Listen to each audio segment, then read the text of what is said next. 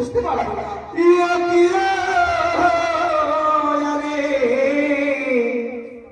সারাদিন দুঃখীর কাহিনী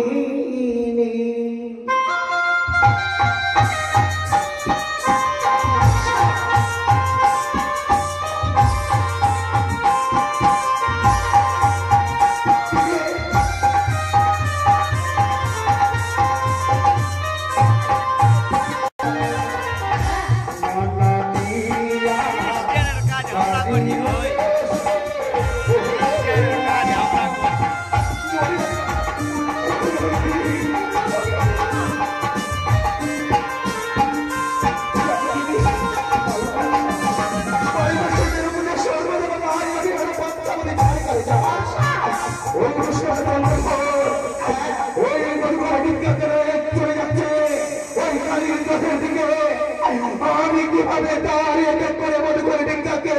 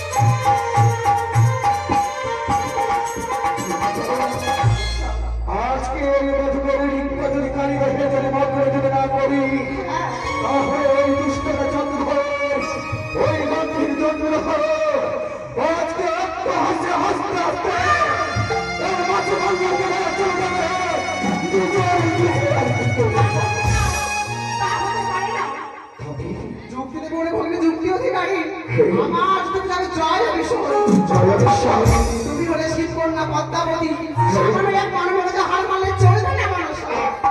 তবে শোনো মানুষা, তোমার যুক্তি এই মুহূর্তে চলে যাবে তুমি ইন্দ্রদার কাছে, 64 দেবী স্মরণ করে নিয়ে আসবে, সেখানে করবে সে ডিঙার উপর মিথ্যে। তারপরে রয়েছে পবন পুত্র হনুমান, তাকে রেখে ডিঙা করবে ভাড়া ডুবি। কিন্তু মনসা তোমাকে ছুটে যেতে হবে ভগিনীশের পিতার নিকটে। কেননা পিতার কাছ থেকে আদেশ আনিলে তুমি যে এই কার্য সম্ভব করতে পারবে না মনসা। বেশ তাই হবে, তাদের প্রণাম দিদিল।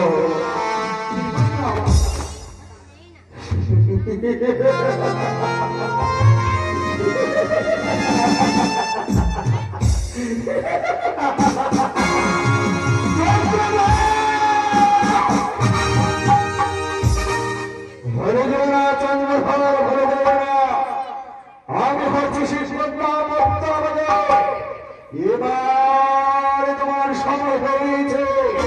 এবার কিভাবে তুমি মধুকর নিক্ষা করে যাবে?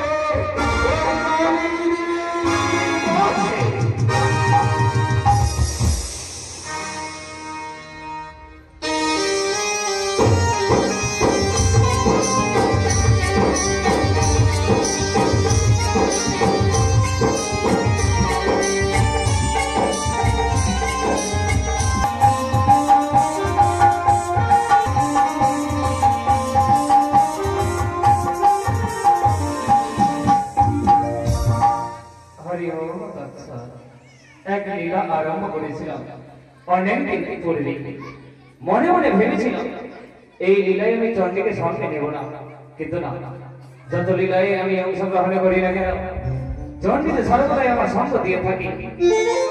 তাই তো দেখবো এই লীলা আমার কত দূরে এগিয়ে যায়, কতটা সফল হয়। এই লীলার মধ্যে রয়েছে একধারে আমার পরম ভক্ত, একদিকে রয়েছে আমার মানস ভান্ডার। দুজনই তো আমারই সন্তান।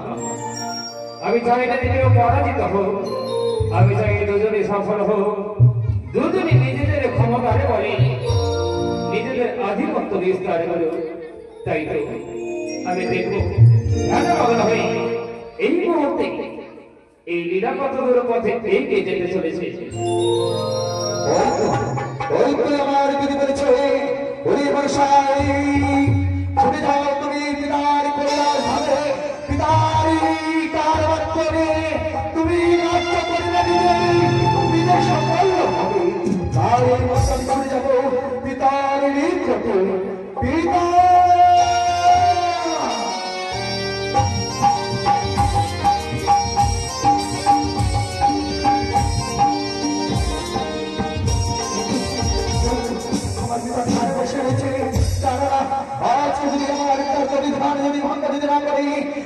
আমার কাছে সফল হবে না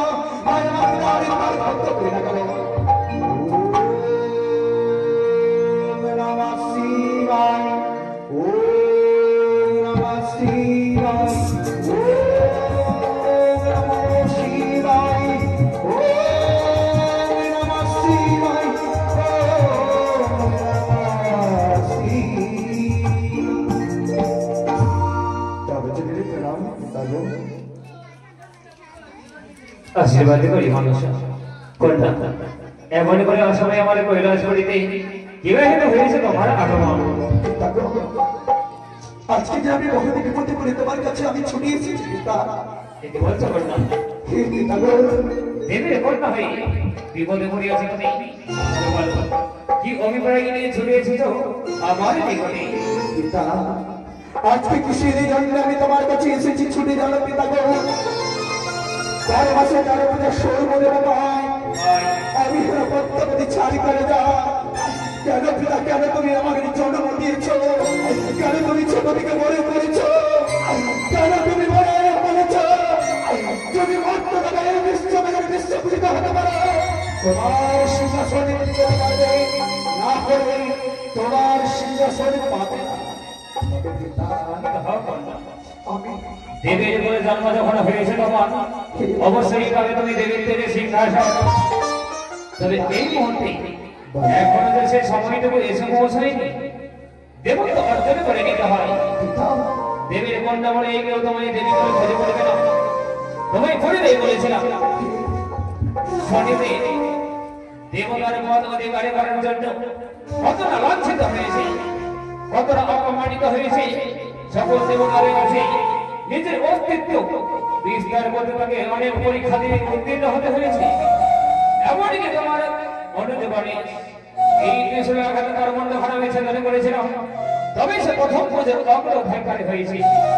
যেমন ভাবে তোমায় নিজের পথে এগিয়ে যেতে হবে এক এক করে ধাপে ধাপে এগিয়ে গিয়ে তোমায় দেবকে অর্জন করে নিতে হবে। হ্যাঁ সে সময় আমার ভাগ্যে নেই পিতা সে তো আমার ভাগ্যে নেই জানো পিতা জানো আমার পরভক্ত চন্দ্র বিষয় তার কাছে তোমার বিচার করার জন্য একটিবার পুজোর করার জন্য আমাকে করেছিলাম ছোলা জানি মানুষ জানি এই সমস্ত কিছু অদৃষ্টের লেখন এখনো তোমার দেবী হওয়ার সময়টুকু হয়ে আসেনি তাই তোমরা তোমার কারণে পুজো করেনি। কিন্তু জানো পিতা আমি তোমার কাছে একটি অনুমতি চাইতে এসেছি পিতা গো আমার কাছে অনুমতি নিতে এসেছো। হে পিতা যদি আজকে যদি আমার অনুমতি যদি দাও তাহলে আমার নিজের কার্য আমি করতে পারবো আর যদি তুমি যদি অনুমতি যদি না দাও তাহলে যে আমি শান্ত হও কন্যা শান্ত হও। দেবতারে দেবতা আমি দেবাদেব মহাদেব আজ তোমায় যখন জন্ম দিতে পেরেছি তোমার পথে অগ্রসর হওয়ার জন্য অবশ্যই তোমার ইচ্ছা আমি পূর্ণ করবো। হ্যাঁ জানো পিতা জানো তোমার ভক্ত চন্দ্রের সঙ্গে চলে যায় দক্ষিণ আমার বাণিজ্য পরিবারের জন্য আজকে এক ঋষি তার অভিশাপ করেছে ওরে বিষ্ণুর ওরে পাশা তুমি আমাকে থেকে উপহাস করলে তুমি চলে যাচ্ছ বাণিজ্যের দিকে তোমার মধুর পিতাকে কালী রহে হবে ঠিক বলছো মানুষ চার ঘরে এক এক করে টিকা তুমি করবে কালী দেখে জলমাতে হে পিতা এ কেমন করে সম্ভব? কিন্তু জানো পিতা কেমন করে তুমি হচ্ছে আমার মানুষ কন্যা সেও যে আমার বর পুত্র কেমন করে তার বিনাশ করার অনুমতি আমি তোমায় প্রদান করতে পারি না। ভুলে যাও না পিতা, তুমি ভুলে যাও না। নিশির বাক্য যদি বিফলে যদি হয়ে যায়, তাহলে তো আপনি করতে পেরেছি, তাহলে আপনার কথা পাত্র পালন হবে না। তাই পিতা, তোমার ইচ্ছেই করতে হবে, কিন্তু আমার কয়েকটি প্রশ্নের উত্তর দাও। বেশ, আমি দেবো। একটি বৃক্ষকে যদি মূল থেকে উপরে ফেলা হয় কি হবে কথা বলো তো? কি হতে পারে? সে তো কি হবে জানো? বলো। প্রাণ থেকে শেষ হয়ে যাবে।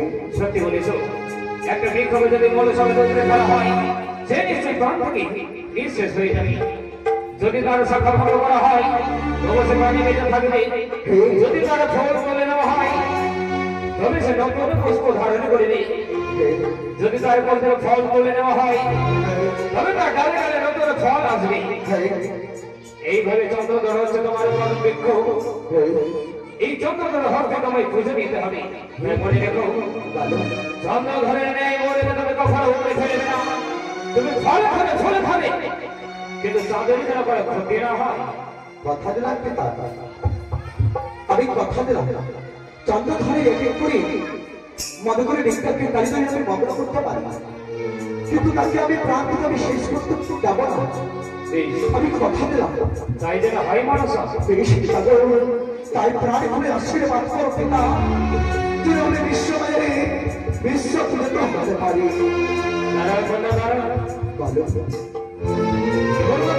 আশীর্বাদ করবি, তুমি চাঁদের গেলে জলমগ্ন করতে পারবে না। তবে কেন জানো? কেন?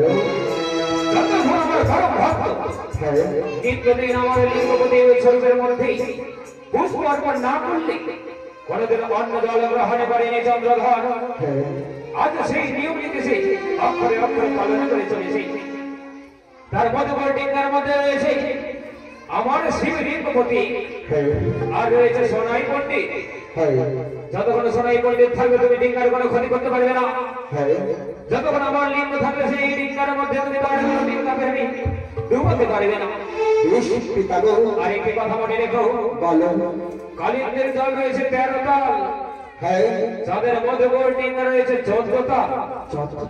কেমন করে তার ডিঙ্গারে জল ভাবে করবে তুমি? তাই তো আমার কাছে এসেছি। তুমি এক কাজ করো না, এক এক করে সমস্ত দেবগণকে আহ্বান করবে, সমস্ত নদীর জল একত্রিত করে সমস্ত তীর্থগণকে আহ্বান করে নিয়ে এই কালিন্দের জলকে উথালে পাথালে করে তুলবে। বেশ, তাই হবে পিতাগো, তবে যদি প্রণাম হয়। তবে এই মুহূর্তে তুমি পবন পুত্র হনুমানকে স্মরণ করি তোমার কার্য আরম্ভ করো। বেশ, তাই হবে, তাই হবে পিতা। এই মুহূর্তে আমি নিজের কার্য আমি সফল করবো। পিতা তো বলে গেছে সকলে তুমি স্মরণ করে সেই আমার করে দিনটাকে তুমি কালী করে মগ্ন করবে। তাই তো আমি এক এক করে 49 পবন আমি এনেছি ওই ইন্দ্রদার কাছ থেকে। এবার আমি তোমার বক্তব্য হনুমানকে আমি স্মরণ করবো, স্মরণ করে আমি পাঠাবো ওই কালীদের বর্তমানে কি কর্মা করিব।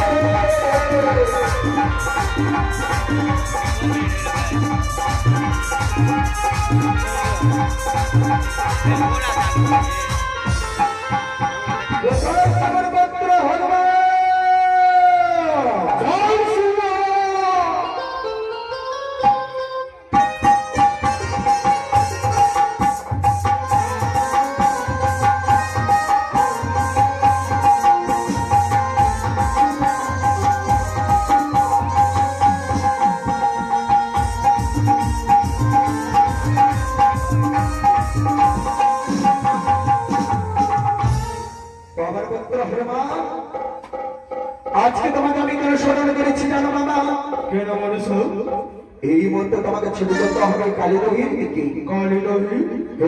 কিন্তু কেন? কেন জানো? ওই জন্ম ধরে চট্টগ্রাম ধর্মপত্র রয়েছে, সেই এক এক করে চট্টগ্রাম ধর্মপত্রকে কালীদহির মগ্ন করতে হবে, তোমাকে সেই কার্য করতে হবে।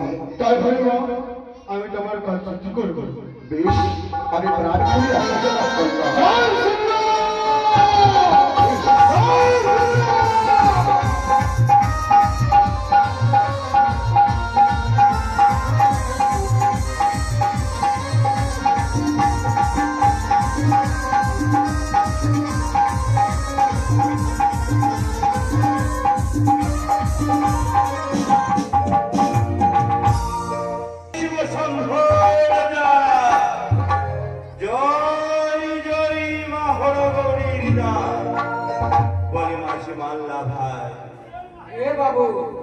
এই যে সম্মুখে রয়েছে সেই কালীদহের কুল, এই কালীদহের কুলে সুন্দরী করে তোমরা আমার এই মধুপুরের লিঙ্গাকে নিয়ে চলো। তাই তো এবার আমি শিলা বৃষ্টি কোথায় লাগবে? এবার আরম্ভ করো শিলায় পরিণত।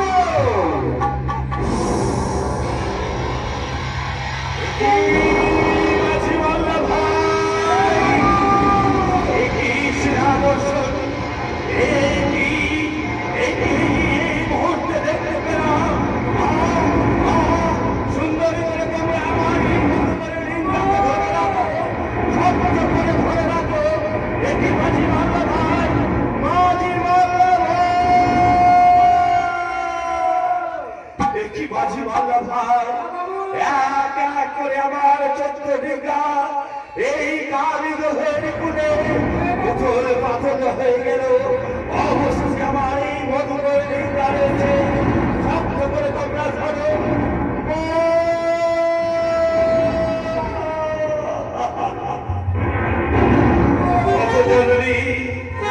আজ এই কালীদহের কুলে, আজ মহাবিপদ বলে, আজ তোমায় স্মরণ করি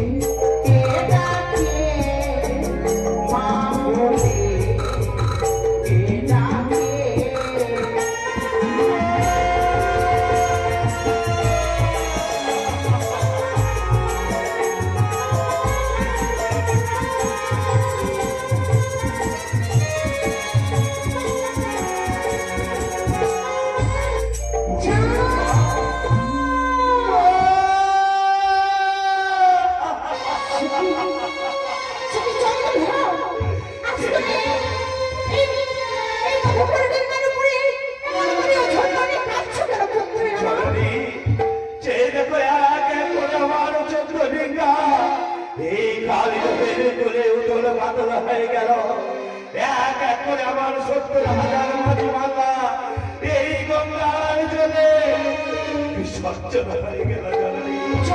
অবশেষে আমার এই মধুকরের লিঙ্গা আজ স্থির রয়েছে। এসো জননী এসো, আমার ডিঙ্গায় এসো। চাঁদ, আজ তুমি বিপদে পড়ে করেছো তোমায় স্মরণ। বেশ ভক্তি আমার, করবো আমি তোমায় রক্ষা। তুমি একটু ধৈর্য ধরো। কোথায় পক্ষীরাজ গণ?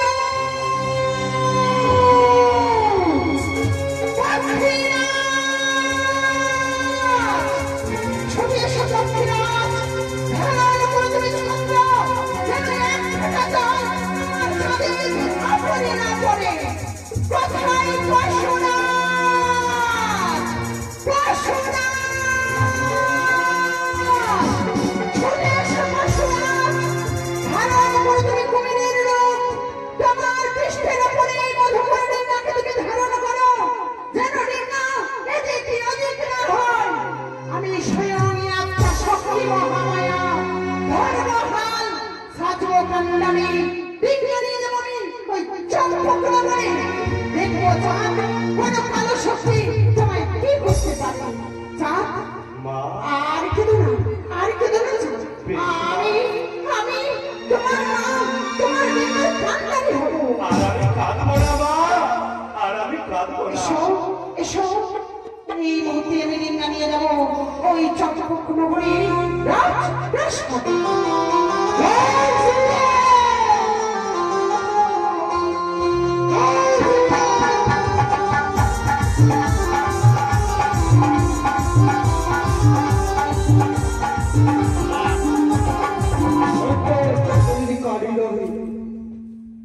পবন পুত্র হনুমান! কেন কেন এসেছো তুমি এই কালো রঙে? এসেছি চাঁদের মেলা করে চট্টগ্রাম ডিঙ্গা ভ্রমণও করবো। পবন পুত্র, হ্যাঁ, তোমার লজ্জা করে না? আজ আমার পুত্র চন্দ্রধর বাণিজ্য সমাপ্ত করে ছুটে চলেছে ওই চন্দ্রনগরে। তুমি এসেছো তার ক্ষতি করতে। এই মুহূর্তে তুমি এই স্থান ত্যাগ করো, নইলে তুমি আমার প্রাণ হইতে। জয় শ্রীরাম! এসো, এসো চন্দ্রধর, এসো।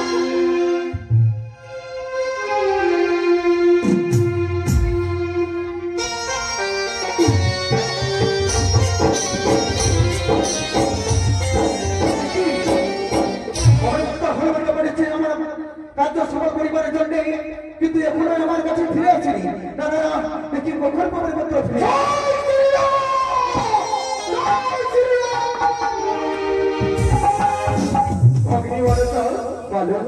আমি কি কাজ শ্রবণ করতে পারিনি ভক্তি? কেন দাদা, কেন তুমি পারলে না? পারলাম না। সেখানে আমার রয়েছে মা ভবানী। মা ভবানী রয়েছে, বেশ মনোনীত হনুমান। তার জন্য তুমি চিন্তা করো না, কিছুক্ষণ অপেক্ষা করো, তার জন্য আমি ব্যবস্থা করি না করো। যতক্ষণ ওই মধুকর টিকাতে হইবে মা চণ্ডী, ততক্ষণ ওই মধুকর টিকাতে আমি জলে মগ্ন হতে পারি না। ছুটি ছুটি কন্যার ঘরে টিকাকে যে বাবা হাতে রয়েছে চলে ওই মধুকর টিকা থেকে ফিরে আনতে হবে আমার মা শক্তিকে।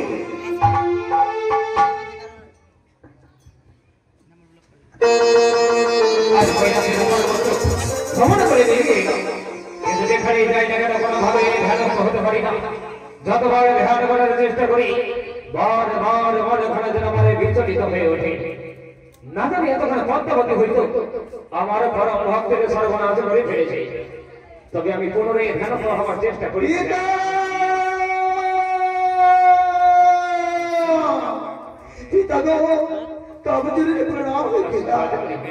আমার কার্য সফল করতে পারিনি পিতা গো, আমি যে পারিনি। কেন তুমি তোমার কার্য সফল করতে পারোনি? আমি কেমন করে আমার কার্য সফল করবো? সেই চন্দ্রধরের মধ্যে করে ডিঙ্গাতে রয়েছে কান্ডারি রূপে আমার বিমাতা চণ্ডী। যতক্ষণ বিমাতা চণ্ডী থাকবে কখনো ওই মধুকর ডিঙ্গাকে মধুর হতে পারে না পিতা গো। সত্যি বলি না, যতক্ষণ চণ্ডী থাকবে ডিঙ্গার মধ্যে কান্ডারি হয়ে, যতক্ষণ হবে না তোমার কার্য সিদ্ধি।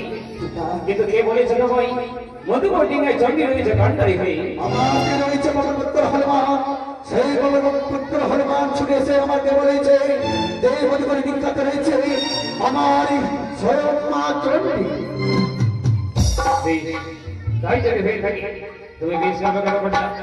এই মুহূর্তে তোমার পথের কথা আমি ধরে করে দেবো। বেশ, তাই হবে পিতা, তাই এসো হবে। আমার সাথে।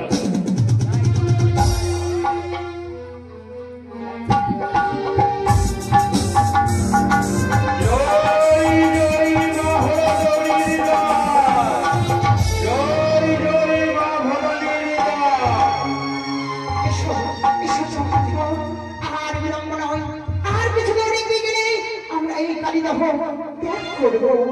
এসো মাঝিরা, সকলে চলো ওই যজ্ঞ ক্ষমা করবো। এই তো এসে পড়েছে খালি দাঁড়িয়ে পড়ি। তুমি দেখি কোথায় রয়েছে মন্দির মন্দিরের মধ্যে ভান্ডারি হয়ে।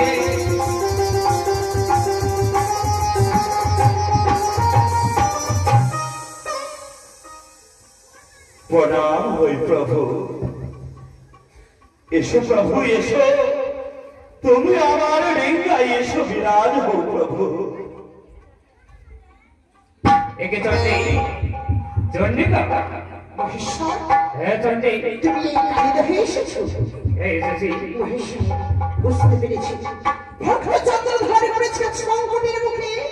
চেয়ে দেখো প্রভু, চেয়ে দেখো, আজ আমার ভক্ত চন্দ্রধরে আকে পরিচিত প্রতিজ্ঞা যেন জনগণনা হয়েছে। রয়েছে এই মধুকরণিকা। এসেছি আমার চাচ্ছে রক্ষা করতে। সুন্দর, সত্যি বলেছে চন্ডিকা।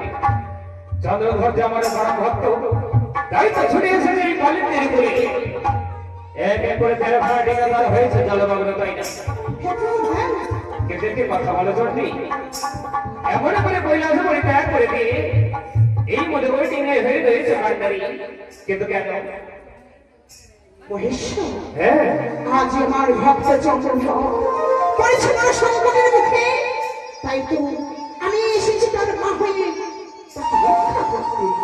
উত্তম, এই না হলো মা। যে মা বোঝে না সন্তানের ব্যথা, সে কেমন মা? তবে তুমি তোমার সন্তানকে রক্ষা করতে ছুটে এসেছে এই কালিন্দির করে, তাই না? হ্যাঁ প্রভু, হ্যাঁ। ধন্য তুমি চন্ডিকা। তবে বলো তো, তুমি কি বিস্মিত হয়েছ? তুমি হচ্ছে এক দেবী, তুমি তো অদর হইতে এমনকি কৈলাস হতে তোমার পরম ভক্তকে রক্ষা করতে পারবে। হ্যাঁ চন্ডী, আজ আমার ভক্ত চন্দ্রধর করেছে সংকটের মুখে।